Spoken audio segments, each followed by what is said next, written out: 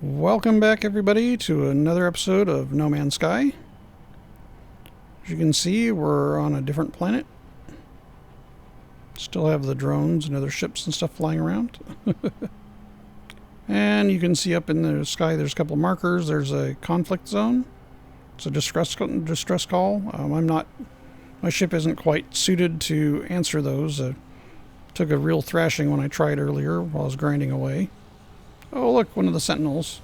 They normally leave you alone, except there are a couple of planets I've been on where they're aggressive all the time. Just to you being there, they will attack. And you pretty much just have to kill them as they come. As you can see, the ship has been upgraded a little bit. This is a 22-slot ship, so it's a pretty big upgrade from the 16. Now, the cargo is the same that it can carry, but it has better mods to help out. Alright, so this, like I said, this was the one I bought recently. Did this very recently. You see, I've been grinding away a bit. I'm up to 3.4 million credits. I just want to talk today a little bit about some of the pros and cons about the game and some of what I don't like about what they did with it. I mean, it looks okay. It's a fun game to play. It's a little grindy, which it's nothing new about most games, especially like survival style games. They all can be a little grindy. First one I want to go talk about is, if you look in the options, the sensitivity when you get the game is at 50%. Now, if you've got acceleration in Windows turned off, and you play with one-to-one mouse, basically have your mouse calibrated to do 100% speed as you swipe across the screen, it really makes the game handle like garbage.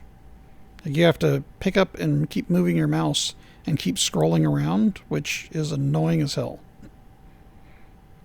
Anyway, that's just one of the minor issues.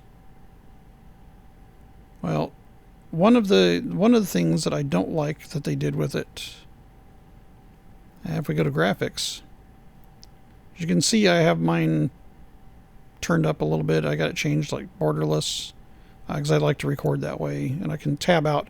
With borderless, you can alt-tab out of the game, and it'll keep running. When you can get back to it easily by alt-tabbing back into it. I'm running at max frame rate, so I can get the best quality for recording. So I've got VSync turned off. And because I have a projector that I also play on. It's a LCD projector that does not have the same refresh limitations for VSync as what my TV I normally play on does. My TV/monitor that I play on most of the time is a 60 hertz.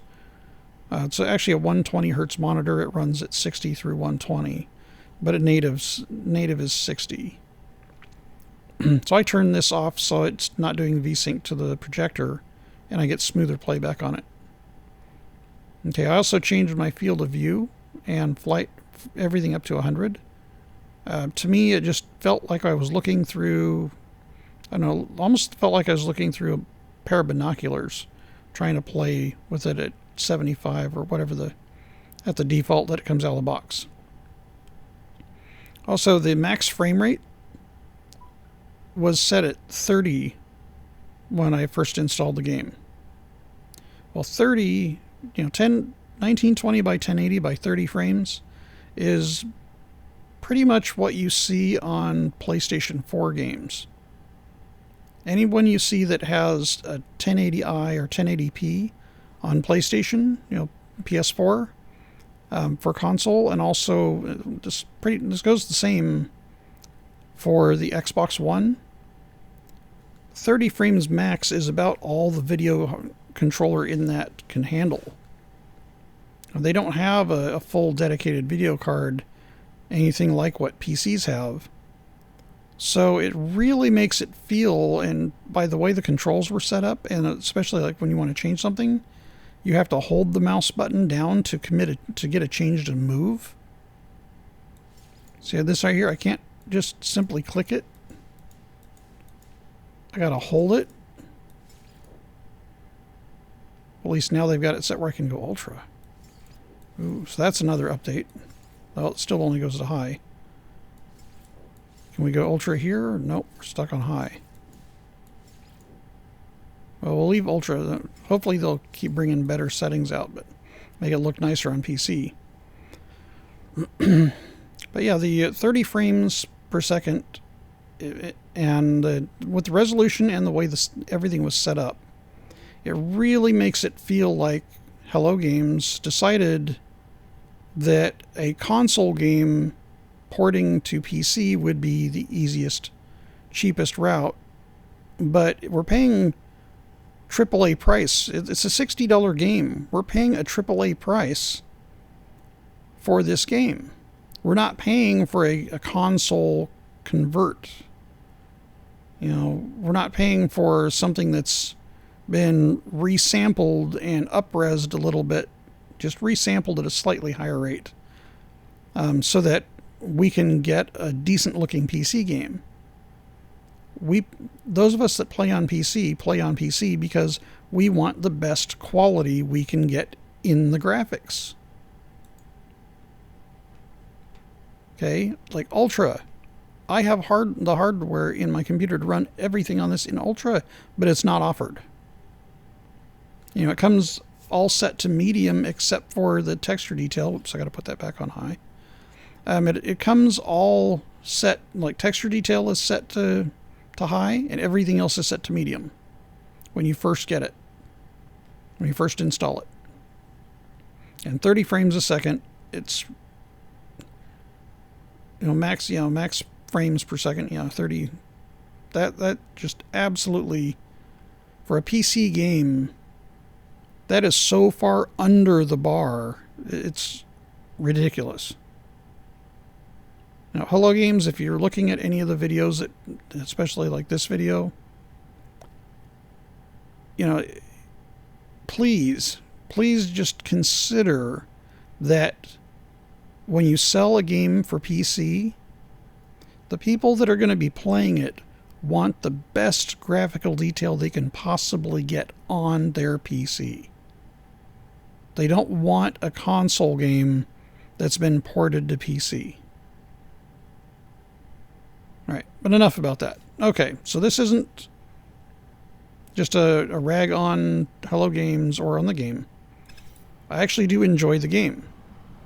It is a lot of fun. It's a bit grindy. You got some exploration. As you can see, we've got many different ships that you can get and use. Let's hop in.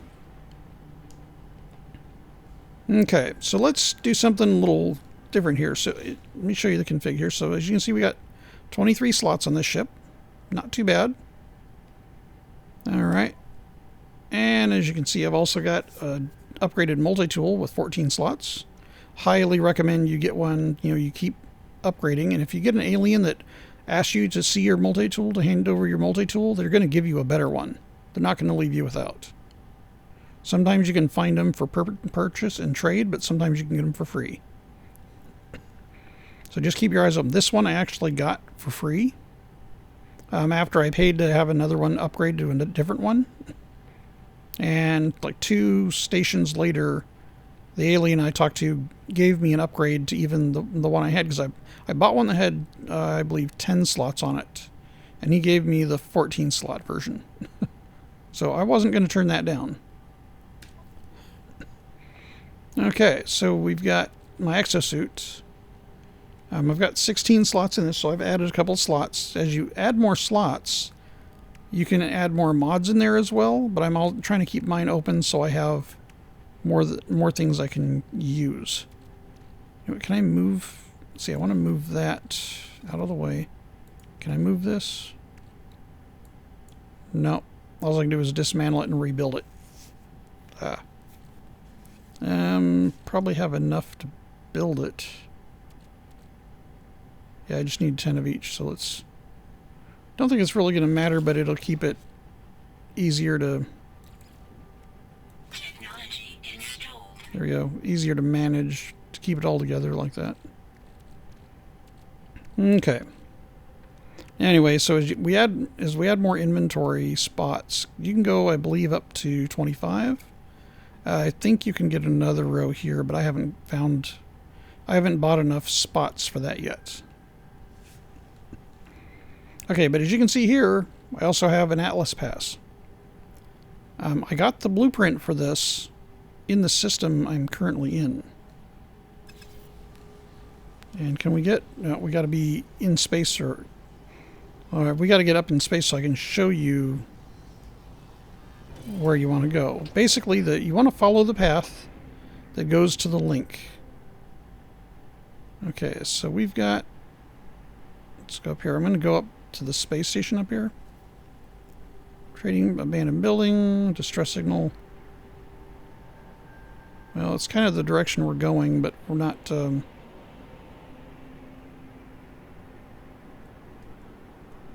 pitch and roll doesn't work on planetary atmosphere either. That's kind of annoying. Once you get into space, Q and E roll left and right. And I'm going to hold shift so I can gain some speed, get out into space a little quicker. Well, we're almost there. Okay, so what we're looking for is after you get to the Atlas interface, you'll get an Atlas stone there. In fact, let's look at my inventory. See, I got an Atlas stone right here. I got that at the Atlas interface. It was given to me along with 2 warp cells when I went in and I talked to the Atlas fragment that was there. I listened to what that had to say. But also, when you go to the very next system, let's go to the map here. The Atlas interface, let's see if I can do free look mode.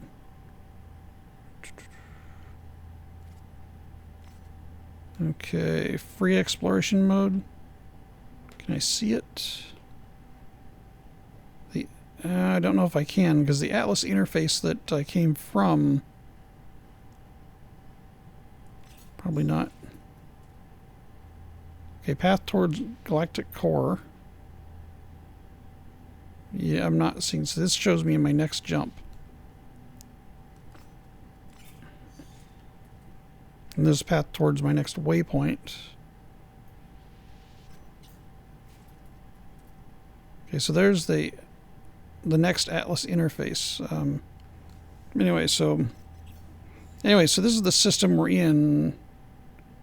Noku Bunkyo. Okay, let me get out of that because we don't need to be in there right now.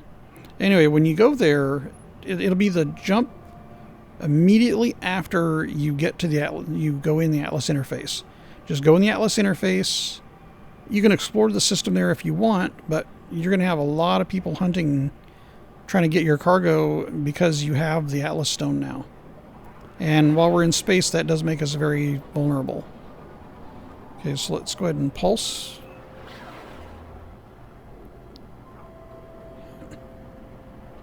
And what we're looking for, and we'll get closer, I'll show it to you, is we want to go to this the spatial anomaly. Okay, that's that black hexagon, black and purple hexagon that's in our right above our cursor, our crosshair. That's where we want to go to. It says space anomaly. That's where we're going. That space anomaly is where you get the AtlasPass blueprint, so you can build the AtlasPass V1.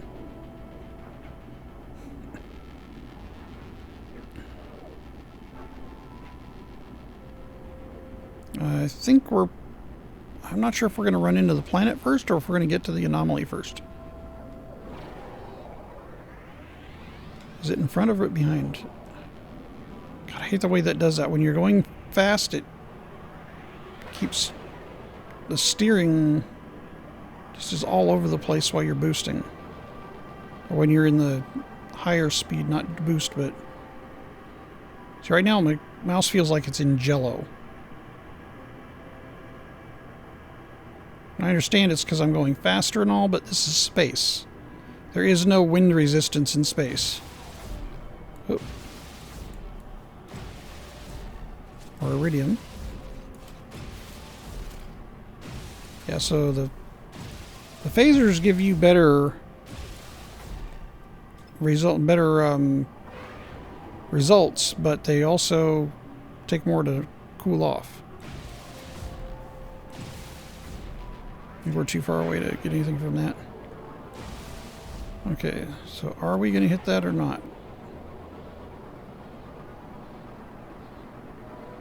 I don't know, maybe we'll get the anomaly first. Well, the game won't let us crash. It'll slow down if the planet is in the way. Oh, there's the anomaly. We're going to hit it first. Let's just jump right to it. Oh, we're too close to it. Okay, so we want to go to the opening. This is the only way in, is this door right here. So if you come up around the back side of it, just keep going around it until you see this little doorway. And it'll open up and it'll drag you in automatically. Okay. So this is what you need to find to do the AtlasPass. To get the AtlasPass. Seen other people saying, oh, I got the AtlasPass, but you know, they don't always show where they got it. So we're going to go up in here. There's two people in here to talk to. This guy up here is one they call a priest. I've already interacted with him, so I can't even go up the stairs. Come on. I've interacted with him already, so I can't do it again. He won't talk to me again. Anyway, but you got to talk to him first. Then you go around and you talk to this guy, Polo, Specialist Polo. And he gives you the blueprint when you talk to him for the AtlasPass. Okay, now, he doesn't give you the AtlasPass, as far as I know, if you say no to following the path of Atlas. So that's how you get the AtlasPass blueprint. Alright. Anyway, so other than that, I don't have anything else new. I just wanted to show that to everybody, and so everybody can see it. So I think I'm just going to go ahead and cut it short on this. It's going to be a shorter video, so I don't have to chop it into multiple parts. Anyway, again, you know, I didn't want this to be a gripe and complain video. I do enjoy the game. I would like to see a little better graphics come out of this in a future patch. And I really would like to see, for the money, since we paid AAA game prices, it would be nice to see a game that meets the quality for a $60 PC game, not a $60 console game. So Hello Games, please give us a couple updates that really seriously increase texture detail and make this a game that will be a jaw-dropping visual experience. And keep the playability. And if we can get the mouse controls ironed out a little bit smoother, that would be good as well. But thank you very much, everybody, for watching. Give me a thumbs up if you like this. Thumbs down if you didn't. Give me a comment, especially if you didn't dislike it. Tell me what you disliked about it. Anyway, subscribe if you're not, if you want to see more, and we'll do some more No Man's Sky. Also, I haven't stopped doing my ARC videos. Just kind of switching gears for a little while. And also, I'm still going to be doing off and on Linux Manjaro, the Linux Manjaro KDE, as well as XFCE. Since XFCE is Manjaro's base, I'm waiting for them to do a major update for the KDE before I continue the KDE pipeline. So until there's something new to really do there, I'm probably not going to have any new videos, but just keep posted on it. I'll do a separate update video for Linux very, very soon. And I'll have some more art content coming as well. And thanks again. And again, smash that like button if you liked it. Hit the thumbs down if you didn't. And subscribe for more.